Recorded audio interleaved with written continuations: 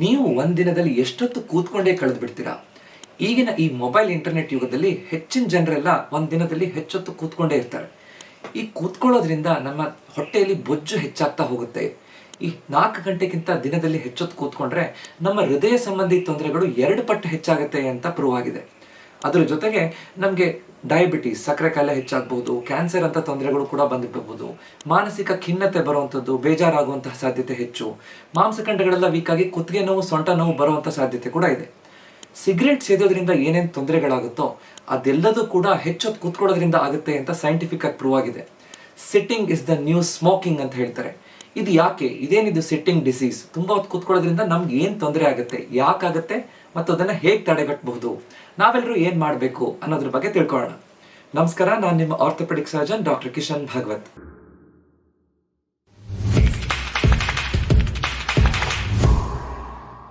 ಹಿಂದಿನ ಕಾಲದಲ್ಲಿ ಜನರು ದೈಹಿಕ ಶ್ರಮ ವಹಿಸಿ ಕೆಲಸ ಮಾಡ್ತಾ ಇದ್ರು. ಆದರೆ ಈಗ ಮಷಿನ್ಗಳು ಬಂದು ಆಧುನಿಕತೆ ಹೆಸರಿನಲ್ಲಿ ನಾವು ಕೂತ್ಕೊಂಡೇ ಕೆಲಸ ಮಾಡ್ತಾ ಇದ್ದೀವಿ. ಮುಂಚೆ ಒಂದು ಕಡೆಯಿಂದ ಇನ್ನೊಂದು ಕಡೆ ಹೋಗಬೇಕು ಅಂದರೆ ನಡ್ಕೊಂಡು ಹೋಗ್ತಿದ್ರು ಅಥವಾ ಸೈಕಲ್ ತೊಳ್ಕೊಂಡು ಹೋಗ್ತಾ ಇದ್ರು. ಆದರೆ ಈಗ ನಮಗೆ ಸುಲಭ ಆಗಲಿ ಅಂತ ನಾವು ಹಲವಾರು ವಾಹನಗಳನ್ನು ಕಂಡುಹಿಡಿದ್ಬಿಟ್ಟಿದ್ದೀವಿ. ಆರಾಮಾಗಿ ಕೂತ್ಕೊಂಡೇ ನಾವು ಪ್ರಯಾಣ ಮಾಡ್ಬೋದು. ಮಕ್ಕಳು ಸೇರ್ಕೊಂಡು ಆಟ ಆಡ್ತಾ ಇದ್ರು, ಖುಷಿಯಿಂದ ಫ್ರೆಂಡ್ಸ್ಗಳ ಜೊತೆ ಸಮಯ ಕಳೀತಾ ಇದ್ರು.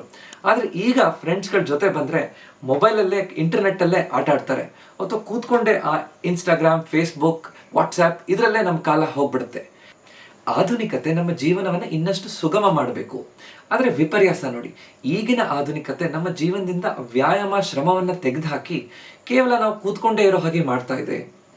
ಈಗ ಒಬ್ಬ ಸಾಮಾನ್ಯ ವ್ಯಕ್ತಿ ಒಂದು ದಿನದಲ್ಲಿ ಎಷ್ಟೊತ್ತು ಕೂತ್ಕೋತಾರೆ ಅಂತ ನೋಡೋಣ. ಈಗ ಆಫೀಸಿಗೆ ಹೋಗುವಂತಹ ವ್ಯಕ್ತಿ, ಒಂದು 20ರಿಂದ 30, 40, 50 ವರ್ಷದ ವ್ಯಕ್ತಿ ಅಂತಂದರೆ ಅವರು ಡಾಕ್ಟರ್ ಆಗಿರ್ಬೋದು, ಇಂಜಿನಿಯರ್ ಆಗಿರ್ಬೋದು, ಲಾಯರ್ ಆಗಿರ್ಬೋದು ಅಥವಾ ಡ್ರೈವರ್ ಆಗಿರ್ಬೋದು. ಹೆಚ್ಚಿನ ಕೆಲಸಗಳಲ್ಲಿ ಈಗ ಬರ್ತಾ ಇರುವಂತಹ 80% ಕೆಲಸಗಳಲ್ಲಿ ನಾವು ಕೂತ್ಕೊಂಡೇ ಸಮಯವನ್ನು ಕಳಿತೀವಿ. ಒಂದು 6ರಿಂದ 8 ತಾಸಾದರೂ ಆ ಆಫೀಸಲ್ಲಿ ಕೂತ್ಕೊಂಡೇ ಇರ್ತೀವಿ. ಮನೆಗೆ ಬಂದಮೇಲೆ ಒಂದು 2ರಿಂದ 3 ತಾಸು ಟಿ ವಿ ನೋಡ್ತೀವಿ, ಕೂತ್ಕೊಂಡೇ ಊಟ ಮಾಡ್ತೀವಿ. ಹೆಚ್ಚೊತ್ತು ಈಗಿನ ಕಾಲದಲ್ಲಂತೂ ಒಂದು 3ರಿಂದ 4 ತಾಸು ಒಬ್ಬೊಬ್ಬರು ಸ್ಕ್ರೀನ್ ಟೈಮ್ ಅಂತ ಹೇಳ್ತೀವಿ, ಮೊಬೈಲಲ್ಲಿ ಬೇರೆ ಬೇರೆ ಕೆಲಸಗಳನ್ನು ಮಾಡಿಕೊಂಡು ಅದರಲ್ಲೇ ನಾವು ಕಾಲ ಕಳೆದ್ಬಿಡ್ತೀವಿ. ಸಾಮಾನ್ಯವಾಗಿ ಒಂದು 12ರಿಂದ 13 ತಾಸು ಒಂದು ದಿನದಲ್ಲಿ ನಾವು ಕೂತ್ಕೊಂಡೇ ಕಳಿತೀವಲ್ಲ ಅಂತ ಯೋಚನೆ ಮಾಡಿದ್ರೆ ಆಶ್ಚರ್ಯ ಆಗುತ್ತೆ. ಹೆಚ್ಚೊತ್ತು ಕೂತ್ಕೊಂಡೇ ಇರೋದ್ರಿಂದ ನಮ್ಮ ಆರೋಗ್ಯಕ್ಕೆ ಹೇಗೆ ಅಪಾಯ, ಏನೇನು ತೊಂದರೆಗಳಾಗ್ಬೋದು ಅಂತ ನೋಡೋಣ. ನಮ್ಮ ದೇಹದಲ್ಲಿ ಒಬಿಸಿಟಿ ಹೆಚ್ಚಾಗುತ್ತೆ. ಒಬಿಸಿಟಿ ಅಂದರೆ ತೂಕ ಹೆಚ್ಚಾಗುವಂತಹದ್ದು, ಹೊಟ್ಟೆ ಬೊಜ್ಜು ಹೆಚ್ಚಾಗುವಂಥದ್ದು. ಇದರಿಂದ ನಮ್ಮ ದೇಹದಲ್ಲಿ ಬೊಜ್ಜು ಹೆಚ್ಚು ಯಾಕಾಗುತ್ತೆ? ನಾವು ಒಂದು 100 ರೂಪಾಯಿ ಪ್ರತಿದಿನ ಗಳಿಸ್ತೀವಿ ಅಂತ ಅಂದ್ಕೊಳ್ಳಿ. ದಿನ ನಾವು 80 ರೂಪಾಯಿ ಮಾತ್ರ ಖರ್ಚು ಮಾಡ್ತಾ ಇದ್ರೆ ದಿನ ಆ 20 ರೂಪಾಯಿ ಉಳಿತಾ ಹೋಗುತ್ತೆ. ನಮ್ಮ ಬ್ಯಾಂಕ್ ಬ್ಯಾಲೆನ್ಸ್ ಜಾಸ್ತಿ ಆಗ್ತಾ ಹೋಗುತ್ತೆ. ಅದೇ ರೀತಿ ನಾವು ತಿಂದಿರುವಂಥ ಆಹಾರ ಎಷ್ಟಿರುತ್ತೋ ಅದಕ್ಕಿಂತ ನಾವು ಕಡಿಮೆ ಖರ್ಚು ಮಾಡೋದ್ರಿಂದ, ಕೂತ್ಕೊಂಡೇ ಕೆಲಸ ಮಾಡಿದಾಗ ಆ ದೇಹದಲ್ಲಿ ಆ ಎನರ್ಜಿ ಖರ್ಚಾಗೋದಿಲ್ಲ. ಆವಾಗ ಅದು ನಮ್ಮ ಹೊಟ್ಟೆ ಬೊಜ್ಜಾಗಿ ಅಥವಾ ದೇಹದಲ್ಲಿ ಬೊಜ್ಜಾಗಿ ಮಾರ್ಪಾಡಾಗ್ತಾ ಹೋಗುತ್ತೆ. ದೇಹದಲ್ಲಿ ಮೆಟಬಾಲಿಕ್ ರೇಟ್ ಕಡಿಮೆ ಆಗುತ್ತೆ. ನಾವು ಕೂತ್ಕೊಂಡಿದ್ದಾಗ ನಮ್ಮ ಮಾಂಸಖಂಡಕ್ಕೆ ಹೆಚ್ಚು ಶಕ್ತಿ ಇರೋದಿಲ್ಲ. ಆದ್ದರಿಂದ ನಮ್ಮ ಮೆಟಬಾಲಿಸಮ್ ಕಡಿಮೆ ಆಗಿಬಿಡುತ್ತೆ. ಮೆಟಬಾಲಿಕ್ ರೇಟ್ ಕಡಿಮೆ ಆದ ತಕ್ಷಣ ನಮ್ಮ ದೇಹ ಏನೇನು ತಿಂತೀವೋ ಅದಷ್ಟು ಬೊಜ್ಜಾಗಿ ಮಾರ್ಪಾಡು ಮಾಡ್ತಾ ಹೋಗುತ್ತೆ. ಇದರಿಂದ ಅನೇಕ ತೊಂದರೆಗಳು ಆಗ್ತಾ ಬರುತ್ತೆ. ಹೆಚ್ಚು ದೇಹದಲ್ಲಿ ತೂಕ ಹೆಚ್ಚಾದ ತಕ್ಷಣ ನಮ್ಮ ಹೃದಯಕ್ಕೆ ಸಂಬಂಧಪಟ್ಟಿರುವಂತಹ ಸಮಸ್ಯೆಗಳು ಹೆಚ್ಚಾಗುತ್ತೆ.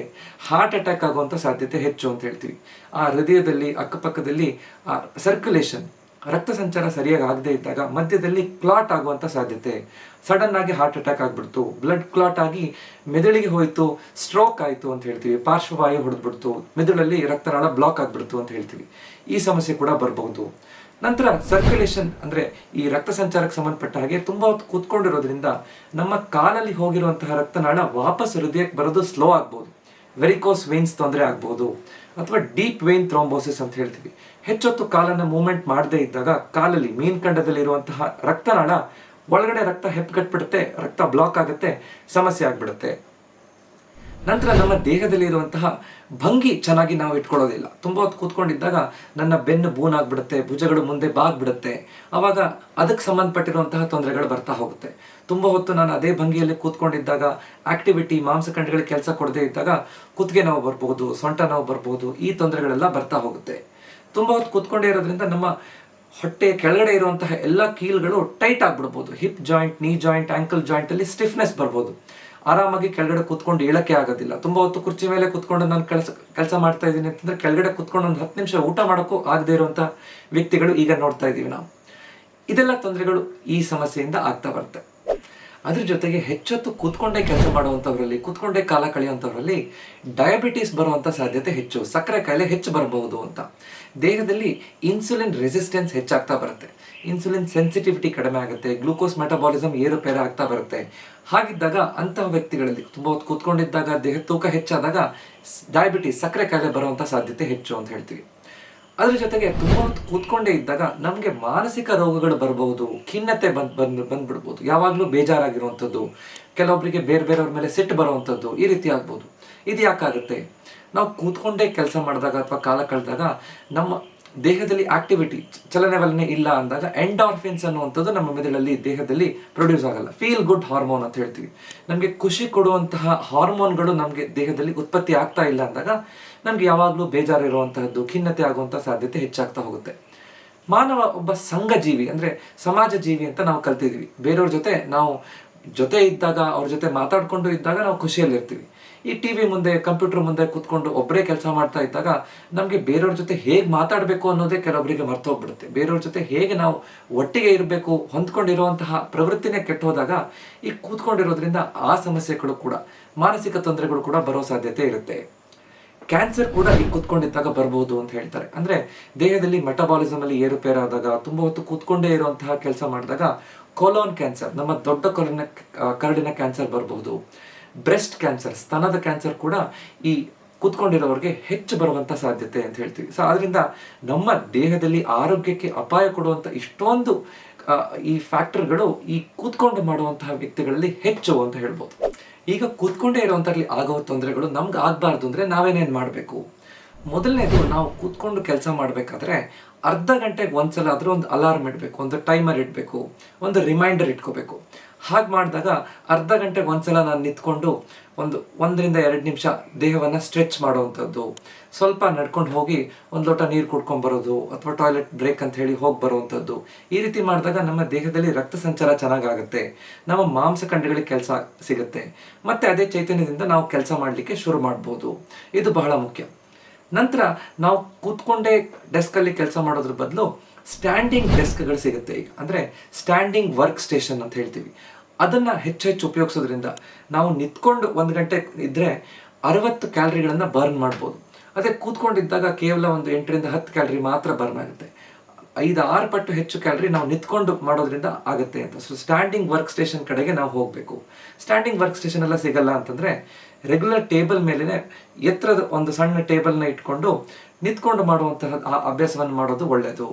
ನನಗೊಂದು ಫೋನ್ ಬಂತು ಅಂದರೆ ನಾನು ಕೂತ್ಕೊಂಡು ಫೋನಲ್ಲಿ ಮಾತಾಡೋದ್ರ ಬದಲು ಫೋನ್ ಬಂದಾಗ ನಾನು ನಿಂತ್ಕೊಂಡು ಓಡಾಡಿಕೊಂಡು ಅಥವಾ ಹ್ಯಾಂಡ್ಸ್ ಫ್ರೀ ಇಯರ್ಫೋನ್ಸ್ ಹಾಕ್ಕೊಂಡು ಓಡಾಡೋದ್ರಿಂದ ನನಗೆ ಎಕ್ಸಸೈಸು ಆಯಿತು, ನನ್ನ ಕೆಲಸ ಫೋನಲ್ಲಿ ಅದನ್ನು ಉತ್ತರ ಕೊಟ್ಟಾಗೂ ಆಗುತ್ತೆ. ನಂತರ ನಮ್ಮ ದಿನನಿತ್ಯ ಜೀವನದಲ್ಲಿ ಆದಷ್ಟು ದೈಹಿಕ ಚಟುವಟಿಕೆಗೆ ನಾವು ಆದ್ಯತೆಯನ್ನು ಕೊಡಬೇಕು. ಈಗ ಯಾರೋ ಒಬ್ಬ ಪಕ್ಕದ ರೂಮಲ್ಲಿರೋ ಫ್ರೆಂಡ್ ಹತ್ರ ನಾನು ಮಾತಾಡಬೇಕು ಅಥವಾ ನನ್ನ ಕಲೀಗ್ ಹತ್ರ ಮಾತಾಡಬೇಕು ಅಂದರೂ ನಾವು ಫೋನ್ ಮಾಡ್ತೀವಿ, ಒಂದು ಮೆಸೇಜ್ ಮಾಡ್ತೀವಿ. ಅದ್ರ ಬದಲು ಪಕ್ಕದ ರೂಮಿಗೆ ನಡ್ಕೊಂಡು ಹೋಗಿ ಆ ವಿಷಯವನ್ನು ತಿಳಿಸಿ ಬರ್ಬೋದು. ನಾನು ಆಫೀಸಲ್ಲಿ ಅಥವಾ ಕಾಲೇಜಲ್ಲಿ ಅಥವಾ ನಾನು ಕೆಲಸ ಮಾಡೋ ಜಾಗದಲ್ಲಿ ಲಿಫ್ಟ್ ಬದಲು ಮೆಟ್ಲು ಹತ್ಕೊಂಡು ಹೋಗ್ಬೋದು. ದೂರದಲ್ಲಿ ಕಾರ್ ನಿಲ್ಸ್ಕೊಂಡು ಓಡಾಡ್ಕೊಂಡು ಬರ್ಬೋದು. ಪೇಟೆಗೆ ಹೋಗ್ಬೇಕಾದ್ರೆ ಬೈಕ್ ತೊಗೊಂಡು ಹೋಗೋದ್ರ ಬದಲು ನಡ್ಕೊಂಡು ಹೋಗಿ ಬರ್ಬೋದು. ಈ ರೀತಿ ಚಟುವಟಿಕೆಯನ್ನು ನಾವು ಮಾಡಬೇಕು. ಪ್ರತಿನಿತ್ಯ ನಮ್ಮ ದಿನಚರಿಯಲ್ಲಿ ಒಂದಿಷ್ಟು ಚಟುವಟಿಕೆಗೆ ಅಂತ, ಅಂದರೆ ಈ ನಮ್ಮ ಕಾರ್ಡಿಯೋ ಎಕ್ಸಸೈಸ್ಗೆ ಅಂತ ಇಟ್ಕೊಂಡಾಗ ನಮ್ಮ ಹೃದಯ, ನಮ್ಮ ದೇಹ ಚೆನ್ನಾಗಿ ಇಟ್ಕೊಳ್ಳಿಕ್ಕೆ ಸಾಧ್ಯ ಆಗುತ್ತೆ. ಅರ್ಧ ಗಂಟೆ ಆದರೂ ವಾಕಿಂಗ್ ಮಾಡುವಂಥದ್ದು, ಜಾಗಿಂಗ್ ಮಾಡೋದು, ಸೈಕ್ಲಿಂಗ್ ಮಾಡುವಂಥದ್ದು, ಈ ರೀತಿ ಅಭ್ಯಾಸವನ್ನು ಇಟ್ಕೋಬೇಕು. ಅದರ ಜೊತೆಗೆ ದೈಹಿಕ ಶ್ರಮ ವಹಿಸುವಂತಹ ಕೆಲಸವನ್ನು ನಾವು ಮರಿತಾ ಇದ್ದೀವಿ. ನಮ್ಮ ಮನೆಯಲ್ಲಿ ಒಂದು ಸಣ್ಣ ಕೈತೋಟವನ್ನು ಮಾಡುವಂಥದ್ದು, ಗಿಡ ನೆಡುವಂಥದ್ದು, ಈ ರೀತಿ, ಅಥವಾ ಯಾವುದೋ ಒಂದು ಚಟುವಟಿಕೆ, ಡ್ಯಾನ್ಸನ್ನು ನಾವು ಕಲಿಯುವಂಥದ್ದು, ಈ ರೀತಿ ಮಾಡಿದಾಗ ನಮ್ಮ ದೇಹದಲ್ಲಿ ಇರುವಂತಹ ಎಲ್ಲ ಅಂಗಾಂಗಗಳಿಗೂ ವ್ಯಾಯಾಮ ಸಿಗುತ್ತೆ. ನಮಗೆ ಈ ಕೂತ್ಕೊಂಡು ಮಾಡುವಂತಹ ದುಷ್ಪರಿಣಾಮಗಳು ಏನೇನಾಗುತ್ತೋ ಅದರಿಂದ ನಾವು ಹೊರಗಡೆ ಬರೋಕ್ಕೆ, ಅದರಿಂದ ಮುಕ್ತಿ ಸಿಗಲಿಕ್ಕೆ ಸಾಧ್ಯ ಆಗುತ್ತೆ. ಮತ್ತು ಕೂತ್ಕೊಂಡೇ ಮಾಡೋದ್ರಿಂದ ನಮ್ಮ ದೇಹದ ಆ ಭಂಗಿಯನ್ನು ನಾವು ಸರಿ ಇಟ್ಕೊಳ್ಳಿಕ್ಕೆ ಸಾಧ್ಯ ಆಗೋದಿಲ್ಲ. ಅದನ್ನು ಸರಿಪಡಿಸ್ಕೋಬೇಕು ಅಂತಂದರೆ ನಾವು ಎರ್ಗಾನಾಮಿಕ್ ಡೆಸ್ಕನ್ನು ಉಪಯೋಗಿಸ್ಬೇಕು. ಎರ್ಗಾನಾಮಿಕ್ ಚೇರ್ ಅಂದರೆ ಏನು? ನಮ್ಮ ಭಂಗಿಯನ್ನು ಸರಿಯಾಗಿ ಇಟ್ಕೊಳ್ಳಿಕ್ಕೆ, ಕಾಪಾಡ್ಕೊಳ್ಳಿಕ್ಕೆ ಬೇಕಾಗುವಂಥ ಚೇರ್. ನನ್ನ ಪಾದಗಳು ನೆಲಕ್ಕೆ ಇಟ್ಕೊಂಡಿರಬೇಕು, ನನ್ನ ಮಂಡಿ 90 ಡಿಗ್ರಿ ಬೆಂಡ್ ಇರಬೇಕು, ತೊಡೆಗೆ ಸರಿಯಾದ ರೀತಿಯಲ್ಲಿ ಸಪೋರ್ಟ್ ಇರಬೇಕು, ಹೈಟ್ ಸರಿಯಾಗಿ ಅಡ್ಜಸ್ಟ್ ಆಗುವಂಥದ್ದು ಇರಬೇಕು, ಬೆನ್ನಿಗೆ ನನ್ನ ಕೆಳಗಡೆ ಬೆನ್ನಿಗೆ ಸರಿಯಾಗಿ ಸಪೋರ್ಟ್ ಕೊಡೋ ರೀತಿಯಲ್ಲಿ ಸಪೋರ್ಟ್ ಇರುವಂತಹ ಬೆನ್ನಿಗೆ ವರ್ಗೋ ರೀತಿಯಲ್ಲಿ ಇರಬೇಕು, ನನ್ನ ಭುಜದ ತನಕ ಸಪೋರ್ಟ್ ಕೊಡೋ ರೀತಿಯಲ್ಲಿ ಚೇರ್ ಇರಬೇಕು, ನಾನು ಕೂತ್ಕೊಂಡಿದ್ದಾಗ ನೇರವಾಗಿ ಕೂತ್ಕೋಬೇಕು, ಭುಜವನ್ನು ಸರಿಯಾಗಿ ನೇರವಾಗಿ ಇಟ್ಕೋಬೇಕು, ನನ್ನ ಸ್ಪೈನ್ ನ್ಯೂಟ್ರಲ್ ಪೊಸಿಷನ್ ಇರಬೇಕು, ಕುತ್ತಿಗೆ ಬೆನ್ನು ಎಲ್ಲದೂ ಒಂದೇ ಲೈನಲ್ಲಿ ಇದ್ದಾಗ ಸರಿಯಾದ ಭಂಗಿಯಲ್ಲಿ ನಾನು ಹೆಚ್ಚೊತ್ತು ಕೂತ್ಕೊಂಡ್ರು ಅದರಿಂದ ನನ್ನ ದೇಹಕ್ಕೆ ತೊಂದರೆ ಆಗದಿರೋ ರೀತಿಯಲ್ಲಿ ನಾನು ನೋಡ್ಕೊಳ್ಳಿಕ್ಕೆ ಸಾಧ್ಯ ಆಗುತ್ತೆ. ಕೊನೆಯದಾಗಿ ನಮ್ಮ ಮಾಂಸಖಂಡಗಳನ್ನು ಗಟ್ಟಿಯಾಗಿ ಇಟ್ಕೊಳ್ಳೋದು ಬಹಳ ಮುಖ್ಯ. ಮಸಲ್ ಸ್ಟ್ರೆಂಥನಿಂಗ್ ಮತ್ತು ಸ್ಟ್ರೆಚಿಂಗ್ ಎಕ್ಸಸೈಸಸ್ ಅನ್ನು ನಾವು ಮರಿಬಾರ್ದು. ಈ ಕೂತ್ಕೊಂಡೇ ಇದ್ದಾಗ ನಮ್ಮ ಹೆಚ್ಚಿನ ಮಾಂಸಖಂಡಗಳೆಲ್ಲ ವೀಕ್ ಆಗ್ತಾ ಹೋಗುತ್ತೆ. ವೀಕ್ ಆದಾಗ ನಮ್ಮ ದೇಹದಲ್ಲಿ ಶಕ್ತಿ ಇರಲ್ಲ, ನಮ್ಮ ಕೆಲಸ ಮಾಡೋದು ಕಷ್ಟ ಆಗ್ತಾ ಬರುತ್ತೆ. ಅದನ್ನು ಆಗಬಾರ್ದು ಅಂತಂದರೆ ನಮ್ಮ ಬಾಡಿ ವೇಟ್ ಎಕ್ಸಸೈಸ್ ಆಗಿರ್ಬೋದು, ಅಥವಾ ರೆಸಿಸ್ಟೆನ್ಸ್ ಬ್ಯಾಂಡ್ ಎಕ್ಸಸೈಸ್, ಡಂಬಲ್ಸನ್ನು ಉಪಯೋಗಿಸ್ಕೊಂಡು ಅಥವಾ ಜಿಮ್ಮಿಗೆ ಹೋಗಿ ಕೆಲವೊಂದು ಸ್ಟ್ರೆಂಥನಿಂಗ್ ಎಕ್ಸಸೈಸ್ ಮಾಡೋದನ್ನು ನಾವು ಮರಿಬಾರ್ದು. ಅದರಿಂದ ಮಾಂಸಖಂಡಗಳಲ್ಲಿ ಶಕ್ತಿ ತುಂಬುತ್ತೆ. ಅದರ ಜೊತೆಗೆ ಸ್ಟ್ರೆಚಿಂಗ್ ಎಕ್ಸಸೈಸ್ ಮಾಡಬೇಕು. ಯೋಗಾಸನ ಅಥವಾ ಬೇರೆ ಸ್ಟ್ರೆಚಿಂಗ್ ಎಕ್ಸಸೈಸ್ ಮಾಡೋದ್ರಿಂದ ಕೂತ್ಕೊಂಡೇ ಇರೋರಲ್ಲಿ ಕೀಲುಗಳು ಟೈಟ್ ಆಗುತ್ತೆ, ಮಾಂಸಖಂಡಗಳು ಬಿಗಿ ಆಗ್ತಾ ಹೋಗುತ್ತೆ.